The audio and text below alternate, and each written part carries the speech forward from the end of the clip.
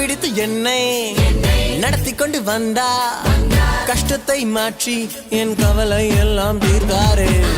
ஆழத்தை நோக்கி போய் என்று சொன்னா கரை சேரும் போது என் வாழ்க்கை மாற்றி விட்டாரே. யூத சிங்க குட்டிகளோ தாழ்ச்சி என்றும் அடைவதில்லை, நமக்கு இயேசு கொடுப்பதையே அதை யார்